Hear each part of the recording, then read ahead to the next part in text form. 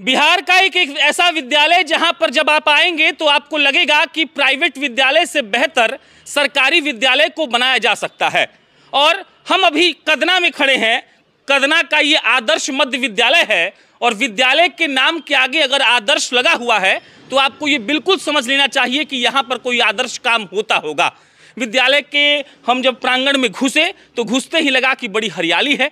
उसके बाद जब हम हेडमास्टर साहब के ऑफिस के गेट के पास रुके तो हमको ऐसा चीज़ दिखा जिसको हम सबसे पहले आपको दिखाना चाहते हैं और उसके बाद यहाँ के पूरे इंफ्रास्ट्रक्चर को दिखाएंगे। यहाँ के हेडमास्टर साहब से आपको बात भी करवाएंगे और आपको देखकर मालूम चलेगा कि सरकार ने थोड़ी बहुत ठीक काम को की होगी, लेकिन जो यहाँ के लोग हैं उन्होंने कितना शानदार और बेहतरीन काम किया है।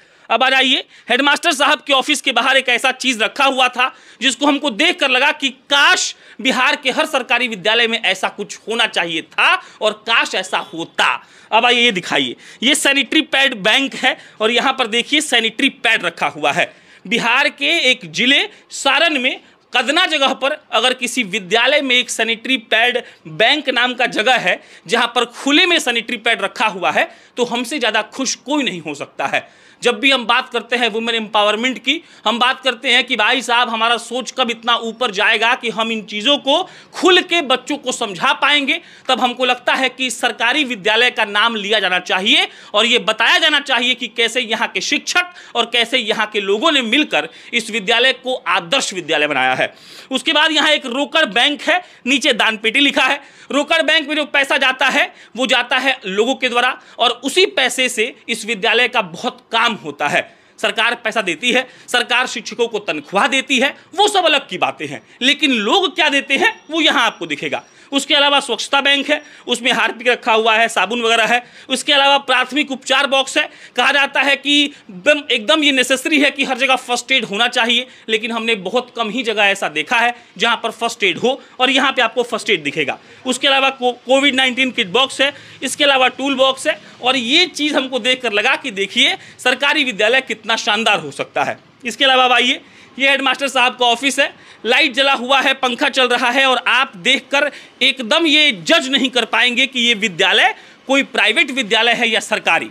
ऊपर लगे हुए एसी को दिखाइए। हम 2 लाइन एसी के बारे में बोलना चाहते हैं। हमारा सपना था कि कोई सरकारी मास्टर साहब के कमरे में भी एसी लगा हो और आज एसी देखकर हमको ऐसा प्रतीत हुआ कि चलिए भाई साहब, हमारे मास्टर साहब जो बच्चों के भविष्य को गढ़ रहे हैं वो लोग कम से कम ठीक तरीके से रह तो रहे हैं। सामने देख लीजिए कंप्यूटर लगा हुआ है। कहा जाता है कि बिहार का सरकारी जो तंत्र होता है, सरकारी जो विद्यालय होता है, वहाँ का व्यवस्था ठीक नहीं होता है, लेकिन यहाँ का व्यवस्था हमको देखकर लगा कि वाकई में इन लोगों ने गजब का काम किया है और ये सब काम करने वाले यहाँ पर हैं भाई साहब। और इसके अलावा ये हम दिखाएंगे, लेकिन पहले हेडमास्टर साहब से हम बात करेंगे। आप आइए, उनको बुलाते हैं हम पहले। क्या नाम है आपका? भूषण कुमार सिंह। भूषण कुमार सिंह जी इधर से बुलाए थे अपने एक मित्र को जो यहाँ पे शिक्षक हैं, लेकिन भूषण कुमार सिंह को हमको लगता है कि क्रेडिट देना बहुत जरूरी है। अभी पूरा विद्यालय हमको ये घुमा चुके हैं। किचन देखेंगे तो मज़ा आएगा, विद्यालय में मौजूद जनरेटर देखेंगे तो मज़ा आएगा, शौचालय भी आपको दिखाएंगे तो मज़ा आएगा, हर नल से पानी आता हुआ देखकर आपको मज़ा आएगा। और इन सब के रचयिता जो हैं वो भूषण कुमार सिंह हैं और इनके साथ साथ जो शिक्षक यहाँ काम करते हैं सब लोग हैं।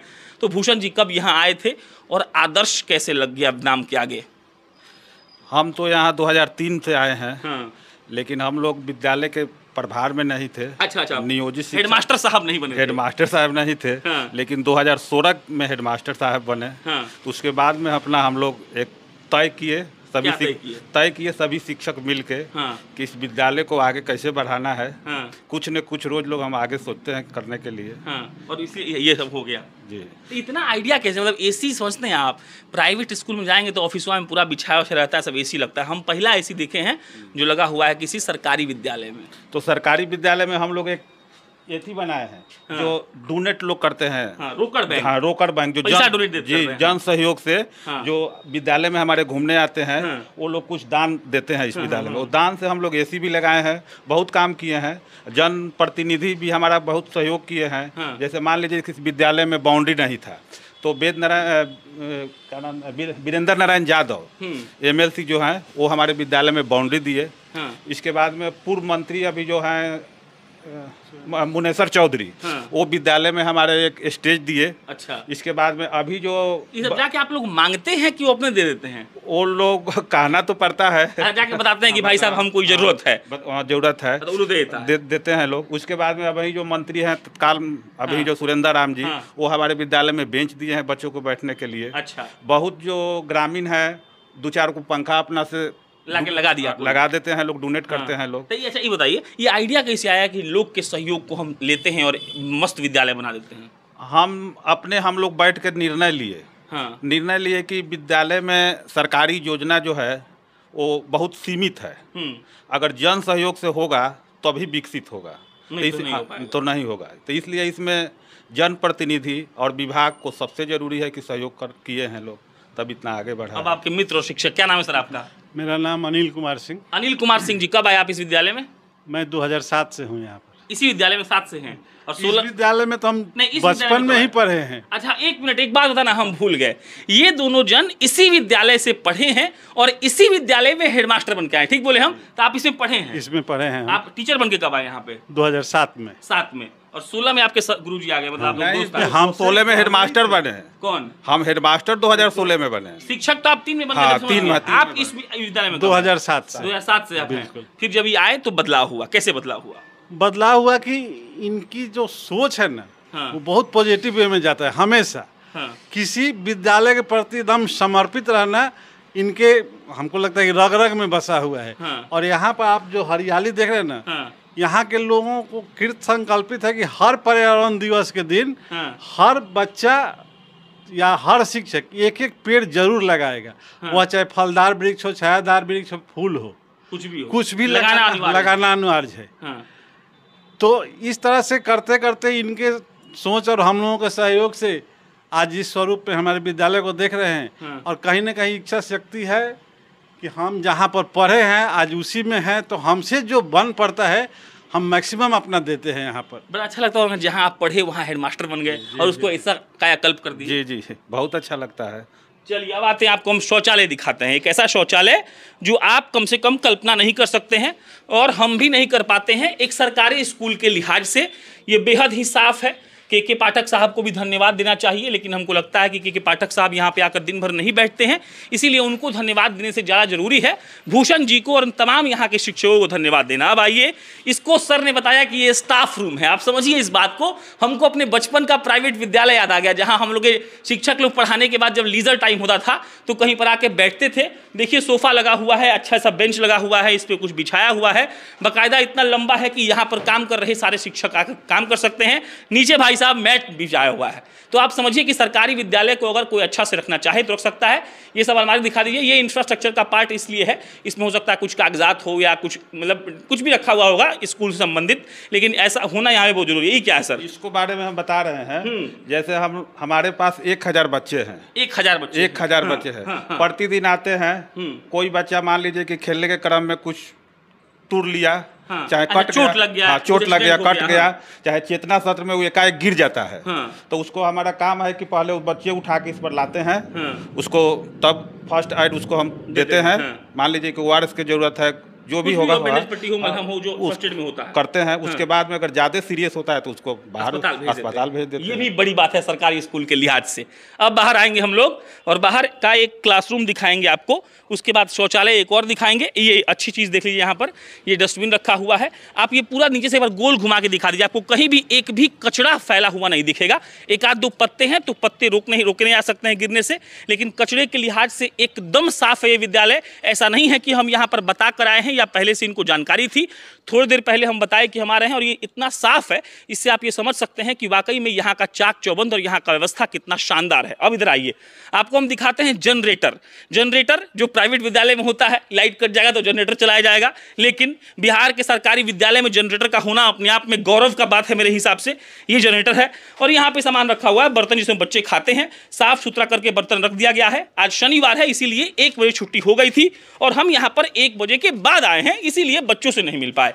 इसके अलावा ये किचन है, किचन में सारा सामान रखा हुआ है, किचन में खाना बनता है, किचन में जो स्टोर होता है चावल दाल वो सब स्टोर हुआ है।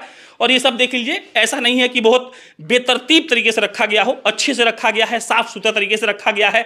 और अलमीरा है ताकि जो ऐसा चीज़ है जिसपे दो दिक्कत हो सकता है या जिसको बंद करके रखना चाहिए उसको बंद करके रखा गया है।